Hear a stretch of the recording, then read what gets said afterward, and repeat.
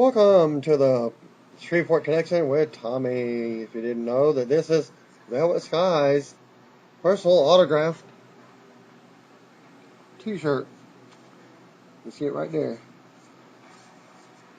Maybe you can. There you go. Yeah, alright. Well, here you go. This video is on your SmackDown WWE main event and Saturday Morning Slam result spoilers for this week. And some on this day in wrestling history for February 26th. Well, in 2000, Ring of Honor, the 9th anniversary show was held in Chicago, Illinois. Roger Strong defeated Homicide in a no-holds-barred match to retain the Ring of Honor world title. The Kings of Wrestling, Chris Hero and Claudio Castagnoli, who is now in WWE as your Antonio Cesaro. They defeated the All Night Express of Kenny King and Rick Titus to retain the Ring of Honor tag team titles. Christopher Daniels, who's in TNA, fought Eddie Edwards to a time limit draw, 2 out of 3 falls match, and Daniels retained the Ring of Honor TV title. Wrestling's greatest tag team, Charlie Haas and Shelton Benjamin, defeated the Briscoe brothers, Mark and Jay. Title changes, 1967, Vern Gagne defeated Mad Dog Vachon to win the AWA World title.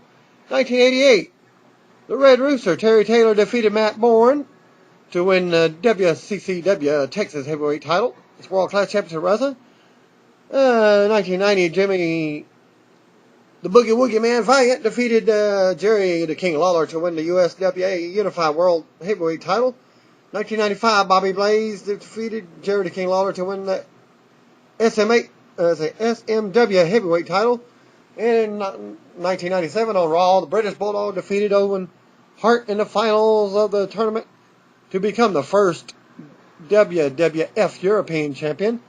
In 1999, Bestias, Salvage, and Scorpio Jr. defeated Negro Casas and El Hijo del Santo to win the held-up CMLL tag titles. And in 2000, Tommy Dreamer and Masada Tanaka defeated the Impact Players, Lance Storm and Just Incredible, to win the ECW Tag Team titles. 2002, on SmackDown, Goldust defeated Maven to win the WWF Hardcore title. Happy birthdays go to Ric Flair, who turned 64 on this past Monday. Happy birthday also goes to indie wrestler, his son, Reed Flair, age 24 now.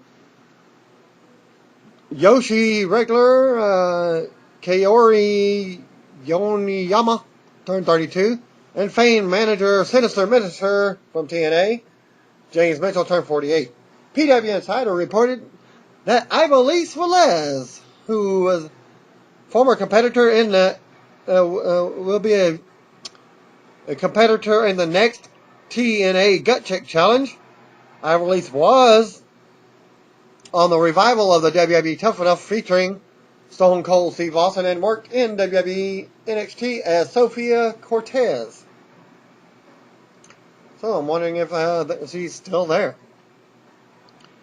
Well, the fan that reported on from the Raw and what happened on Superstars from Monday Night Raw reported some other news. And he said he made a last-minute decision to attend the show and purchase his ticket around lunchtime. This is his third time that he bought a ticket on the day of the show. It seems like WWE releases some seats on the afternoon of the event once the stage is 100% in place. During David Otunga's entrance, it sounded like they were piping in boos. The place was pretty much sold out. Of course, it's going to look that way because they tarp off the areas. What have you? There was only the occasional single seat that wasn't filled. The only sections that weren't blocked off were directly behind the stage. Fandango's promo video was met with silence. I'm not sure when they went to commercial, but CM Punk did his entrance twice for that promo. After the Triple H and Brock Lesnar brawl, the ring crew changed the mat, the cloth banner, and wiped down the entire ringside area. Well, thus blood area. Real blood, you got to change it. It's unsanitary and unhealthy. Dolph Ziggler was getting some chants during his match, and there was a Goldust chant during the Cody Rhodes match. Also, there was some noticeable booing when The Rock was shown on screen. It wasn't much, but it was definitely there. SmackDown's taping was tonight from Oklahoma City, Oklahoma at Chesapeake Energy Center. The show has been dubbed as social media SmackDown, even though it was not airing until Friday night. The show will feature the debut of Fandango, which will only be briefly, because he said he won't wrestle, though, as you will hear later on in my broadcast. Plus, Michael Coleslaw and Jerry the King Lawler stated that they will be at SmackDown, presumably filling in for JBL, who is off this week while climbing a mountain for his for different charities. Former AWA champion and promoter Vern Gagne turned 87 years old on Tuesday. He was born February 26, 1926. Gagne is battling Alzheimer's disease and dementia and has been living in a memory care unit in Minnesota. He was able to attend a showing of The Wrestler in Minneapolis last year and signed autographs for fans. He was inducted into the WWE Hall of Fame by his son Greg in 2006. Former TNA and Ring of Honor wrestler Jimmy Rave, a.k.a. real name James Guffey, recently spoke at the Georgia State Capitol as the chair of the Georgia Mental Health Day. He serves as the director of Georgia Peer Support, Wellness, and Respite Center in Barlow County. You can read more about the group at, I call it WABE, or WABEE.org. Meanwhile, Rave continues to accept independent bookings through Bell Barons via SBIBookings.com. The following matches are listed for the 11 p.m. Central airing time of the AWA on ESPN Classic for Tuesday. And they showed Larry Zbyszko versus Todd Becker, Colonel De Beers versus John Nord, Texas Heyman versus Jake Middleman and Todd Becker, the Destruction Crew versus Paul Diamond and the Trooper for the AWA tag titles. For those who are wondering, there was no dark match main event on Raw last night. Punk hobbled to the back after the show ended, and that was it. But the dark match for tonight's WWE tapings in Oklahoma City, prior to SmackDown tapings, saw Bo Dallas defeating Kurt Hawkins with a scoop slam. And then they taped the matches in Oklahoma City to air on this week's main event. Okay, they advertised Cody Rhodes versus Sheamus, Jesse Gabriel versus Mark Henry. And the Saturday Morning Slams matches were announced as Dolph Ziggler versus Daniel Bryan, Jesse Gabriel versus Mark Henry. Okay, no, that was Cody Rhodes versus Sheamus, Jesse Gabriel versus Mark Henry was for the main event. Dolph versus Daniel Bryan, Primo and Epico versus Tensai and Brodus Clay. And I believe Tensai is going to have the same gear that he had on Monday night, his new ring gear. And that is for Saturday Morning Slam, which has a new general manager in the form of Mick Foley, a.k.a. Mankind, a.k.a. Cactus Jack. Booker T revealed at tonight's WWE Saturday Morning Slam from Oklahoma City that the new general manager is such. Based on WWE's earlier announcement that a new general manager will be a superstar. And will be named in a few weeks. It appears Foley is just a temporary GM, I guess. I'll wait to see how they pan that out. And it was reported last night that Brock Lesnar received only 12 staples backstage at Raw to close the wound that he received during the brawl with Triple H. WWE's report stated that he needed 18 staples to close the wound on the WWE website. So they need to backtrack that. Update everybody. Vince McMahon reportedly was irate and blew a gasket backstage at Raw during the CM Punk versus John Cena main event. For those that don't know, word is that Vince got upset when Punk hit Cena with a pile driver, which is a banned move when done the way Punk did it. And in the state of Texas, I still think the pile driver is still banned, even from World Class Championship Wrestling back in the day. For those that know for sure, please let me know so I'll know. Vince was upset that was Cena and Punk because it was them, but I don't think there was likely to be any serious punishment from the pile driver move itself because they're so up in talent. That's just like the 3 strikes with Randy Orton. If he gets the 3rd strike, I guess his 10-year contract would be null and void. $100 million for what I was thinking and read previously. Matt Striker caught up with Darren Young and Titus O'Neil backstage from Raw last night. Since there wasn't no Dark Match main event from Dallas, Texas, for a WWE.com exclusive video. Young mentioned that he has been gone for a while, but he's back now. Apparently he had an injury, but it's been taken care of. Striker also spoke with Damien Sandow about a tag match with The Undertaker at Saturday night's live event in Waco, Texas. And Sandow actually shaken up at that point and said he was still feeling the effects of the dead man days later. WWE camera crews caught up with Triple H about the brawl with Brock Lesnar. Triple H said Brock Lesnar wanted blood, and he got it. He added that the ass kicker is back and wondered what Lesnar is going to do about it. WWE issued the following this morning, being Tuesday. Vortex on the CW announces upcoming 3-week special on Saturday Morning Slam. Here's how it goes. WWE superstars battle to become general manager and all-powerful boss of Saturday Morning Slam.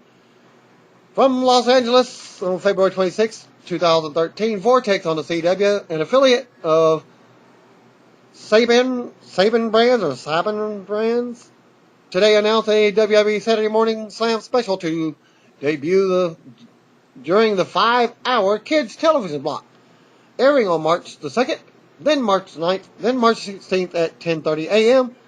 During this 3-week special, fans can expect to see larger-than-life WWE superstars battle it out and fight to be named the general manager of WWE Saturday Morning Slam. In the first episode, which airs on March the 2nd, mayhem breaks out among the superstars of WWE Saturday Morning Slam. It's time to bring in a powerful general manager to rein them all in. As the WWE superstars start to jockey and compete for the chance to become boss, things get even more heated. The battle to become the boss continues on March the 9th, when 4 top WWE superstars face off to impress the powers that be. The electrifying conclusion to the story will air on March the 16th, when the new general manager of WWE Saturday Morning Slam will be crowned. We are excited to offer our fans the opportunity to witness all of the extreme in-ring action leading up to the crowning of the WWE superstar who will become the general manager of WWE Saturday Morning Slam and rule over them all. And that was being said by Ellie Deckel, the co-president of Vortex. And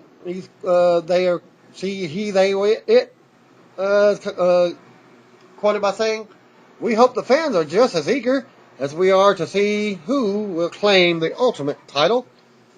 And here's your results for the Saturday Morning Slam taping from Oklahoma City, courtesy of WrestlingInc.com. Booker T starts off, says Mick Foley will be the perfect general manager for the show. Dolph Ziggler, AJ, and Big E Langston objected. Foley booked the opening match. Daniel Bryan defeated Dolph Ziggler. And match number 2, Brodus Clay and Tensai defeated Primo and Epico. So if those are the competitors for the GM, then you got Daniel Bryan advancing, and Brodus Clay and Tensai advancing, if they're doing it that way. And for your WWE main event for Wednesday, being tomorrow night, again, courtesy of WrestlingInc.com. Bo Dallas defeated Kurt Hawkins in a dark match. Michael Coleslaw and Jerry the King Lawler are on commentary for the main event as well. Sheamus defeated Cody Rhodes, and Mark Henry defeated Justin Gabriel. Only 2 matches for that one.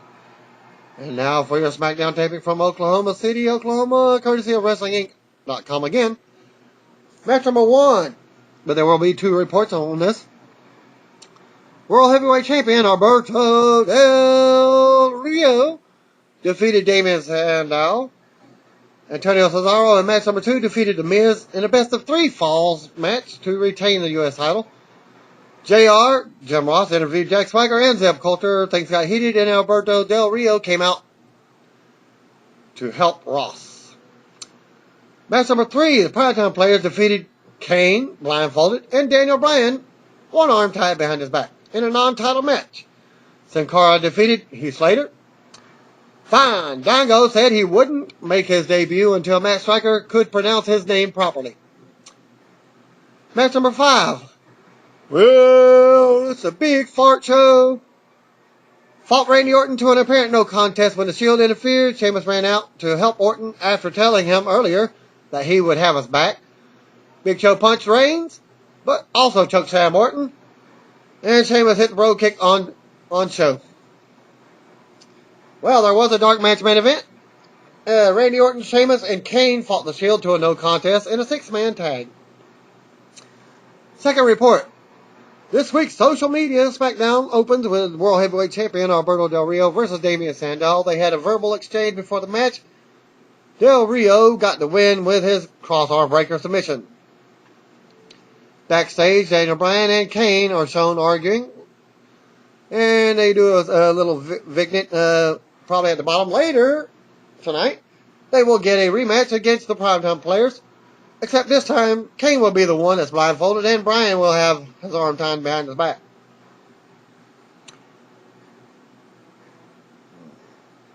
I think it's kind of similar to what they had on Raw. Antonio Cesaro defeated The Miz in a best-of-3 falls to retain the United States Championship. 2 falls to 1. A video aired hyping Fandango's debut for later on the show. That's how different it is. Backstage, Randy Orton and Sheamus are talking. Orton will face the Big Show for later in the show. JR Jim Ross, JR'sBarbecue.com, interviewed Zeb Coulter and Jack Swagger in the ring. JR played up his history with Swagger, a fellow Oklahoma native, but Swagger played the heel and trash talked the Oklahoma Sooners. Zeb Coulter started ranting about the anti-immigration issues and said that at WrestleMania, an English-speaking American will finally be the World Heavyweight Champion again. JR and Coulter got into an argument, which led to Swagger knocking off JR's cowboy hat and getting in his face. Alberto Del Rio ran out to make the save and cut a promo on Swagger. Primetime Players defeated Team Hell No in a non-title match. Kane was blindfolded and Daniel Bryan had his arm behind his back. The finish came when Kane and Bryan started arguing during the match, which allowed Titus to roll up Bryan for the pinfall victory. After the match, Kane and Bryan hugged, but Bryan then slapped Kane in the face. Backstage, Big Show was interviewed and said he's going to make an impact later tonight against Randy Orton. And Sin Cara defeated Heath Slater with all 3 members of the 3-man band. Backstage, Fandango was interviewed by Matt Striker. Striker mispronounced his name several times, which led Fandango to call off his debut. And he says he will debut when Striker can get his name right. Don't think that'll be ever. As I commented earlier, I typed his name wrong intentionally on his, since he's a friend in my Facebook list, that the way he pronounced it, and let him know that the way it sounded like Fandango, like he's playing with his Ding Dong, Dongo. And Randy Orton versus Big Show was your main event. Show came out and surrounded the ring. Sheamus came out to even the odds. Show beat down Orton and Sheamus. Big Show knocked out Roman Reigns and Ambrose, and then Rollins ran away. Big Show chokeslammed Orton, but Sheamus hit the Brogue Kick on Show and knocked him out of the ring. The match ended in a no contest. And the credit goes for that results from Raja. Probably from Raja.com. Raja.wwe.com. Well, that concludes my show for this week. Thanks for viewing. Peace out. God bless.